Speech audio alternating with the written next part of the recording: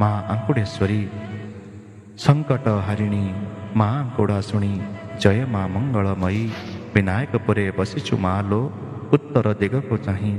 ସଦ୍ବୁଦ୍ଧି ଦାୟିନୀ ସତ୍ୟ ସ୍ୱରୂପିଣୀ, ଜୟ ମା ଆଙ୍କୁଡ଼ା ଶୁଣି। ସତ୍ୟ ରକ୍ଷା ପାଇଁ ବେଣୁ ରାଜା ମୁଣ୍ଡ, ମନ୍ଦିରେ ରଖିଛୁ ହାଣି। ମା ଆଙ୍କୁଡ଼େଶ୍ୱରୀ।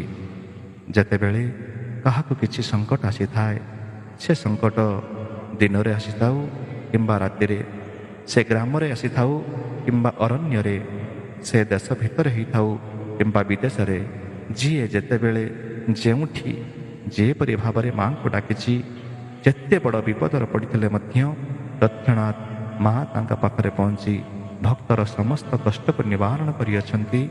ଏହାର ଗୋଟିଏ ନୁହେଁ, ଦୁଇଟି ନୁହେଁ କିମ୍ବା 100ଟି ନୁହେଁ, ହଜାର ହଜାର ଉଦାହରଣ ଅଛି ଯେଉଁମାନେ ମା'ଙ୍କୁ ଡାକି ମା'ଙ୍କର କରୁଣା ଲାଭ କରିଛନ୍ତି।